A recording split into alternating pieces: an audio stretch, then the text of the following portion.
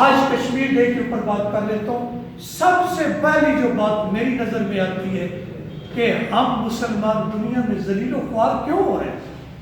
کشمیر 70 سال سے غلامی کے اندر کیوں ہے؟ کبھی یہ سوچنا چاہیے۔ ہم یہ تو کرتے رہتے ہیں جناب، ہم واک بھی کرتے ہیں، پروگرام بھی کرتے ہیں، حال دعائیاں بھی ڈالتے ہیں، سارا کچھ کرتے ہیں، لیکن کبھی ہم نے سوچا کہ یہ زوال ہم پہ آیا کیوں؟ یہ کشمیر اور یہ ہمارے باقی جتنے بھی مسلمان کنٹریز ہیں، یہ انگریزوں کے یا غیر مسلموں کے تسلط میں گئے کیوں؟ کبھی ہم نے یہ بھی سوچا؟ چلے آج میں آپ کو اس طرف لے جاتا ہوں، آپ کو اصل وجہ بتاتا ہوں۔ ہم پاکستان میں آزاد ضرور ہے، نام کے آزاد ہیں، لیکن انگریزوں اور IMF کے آج بھی ہم غلام ہیں۔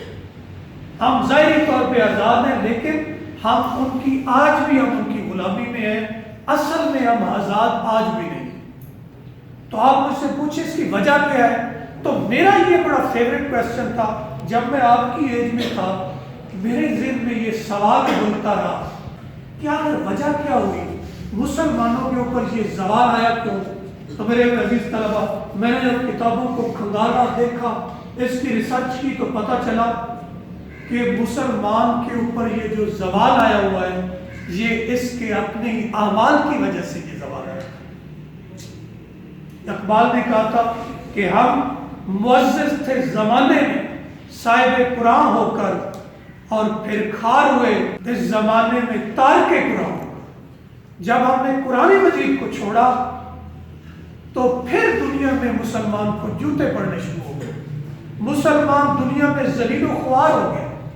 میرے عزیز طلبہ، 3 برے اعظم کے اوپر مسلمانوں کی حکومت تھی، آج سے 600 سال پہلے تک۔ ابھی امریکہ اور روس اور فرانس کی صورت میں ہمارے اوپر مسلط ہے، یہ سارے مسلمانوں کے انڈر تھے آج سے 6-7 صدیاں پہلے۔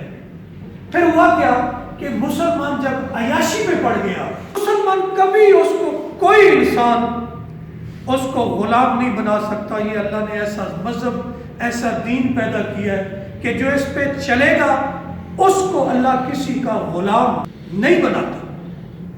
لیکن جب ہم اللہ سے دور ہو جاتے ہیں، قرآن سے دور ہو جاتے ہیں، کلمے سے دور ہو جاتے ہیں، نماز سے دور ہو جاتے ہیں، پھر ضلالت اور گمراہی ہمارے مقدر میں لکھ دی جاتی ہے۔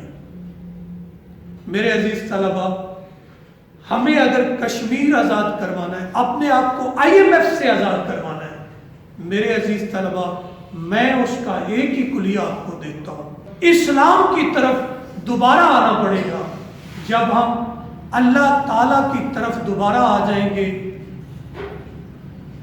ساری دنیا کی سارے لالچ سے آزاد ہو کر اللہ تعالیٰ کی طرف رجوع کر لیں گے، جب دنیا کے پیچھے نہیں بھاگیں گے، ہمارا مقصد اللہ کی رضا ہوگی، میں آپ کو یقین دلاتا ہوں پھر مسلمان میں وہ طاقت اور وہ قوت اللہ عطا کر دیتا ہے کہ بغیر تلوار کے اپنے جنگی سامان کے بھی ایک مسلمان جو ہے میدان کے اندر وہ کبھی کسی سے شکست نہیں کھاتا۔ یہ جو جذبہ ایمانی کے ساتھ جب مسلمان میدان میں اترتا ہے تو بڑی بڑی سپر پاور بھی اس کا مقابلہ نہیں کر سکتی۔ تو ہمیں اللہ تعالیٰ سے رجوع کرنا پڑے گا، ہمیں اپنے اندر اسلام کو، اپنی زندگیوں کے اندر اسلام کو لانا پڑے گا۔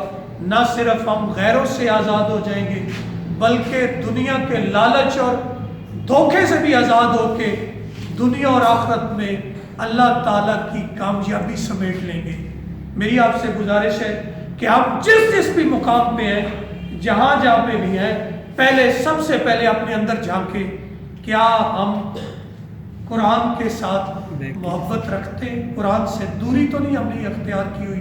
جب مسلمان بحیثیت قوم اس قرآن سے جڑیں گے تو پھر جذبہ ایمانی جب دل میں بیدار ہوگا تو پھر ہم نہتے بھی ہوں گے، تو یقین مانے ہم میں سے چند ہزار لوگ بھی کشمیر کی طرف جا کے اس کو آزاد کروانے کا ارادہ کر کے نکل پڑیں گے، تو بڑی سے بڑی سپر پاور بھی ہمارا مقابلہ نہیں کر سکے گی اور کشمیر کو ہم انشاءاللہ آزاد کروا دیں گے۔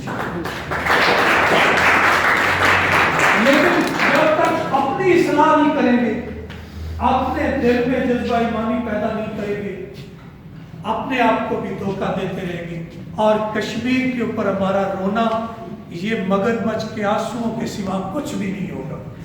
یہ آپ نے دیکھا یہ افغانستان میں کتنی بڑی سپر پاور نیٹو اور امریکہ جیسے جن کے پاس اتنے ہتھیار ہیں کہ آپ سوچ بھی نہیں سکتے, چند نہتے لوگوں نے جا کے اس سپر پاور کو جذبہ ایمانی سے شکست دی. بالکل اسی طرح ہمیں اسی جذبہ ایمانی کی طرف جانا پڑے گا. پھر چند لوگ بھی کشمیر کی طرف ہم چلے جائیں گے تو ہم اس کو آزاد کروا کے واپس آئیں گے انشاءاللہ. مجھے یقین ہے کہ ہم اگر ادھر ہم اپنے آپ کو اگر اس نیٹ پہ لے جائیں ہم کشمیر کو آزاد کر سکتے. میری دعا ہے مالک کائنات ہمیں یہ جذبہ عطا فرمائے, ہماری کاوش پروردگار بارگاہ میں قبول فرمائے. بہت شکریہ.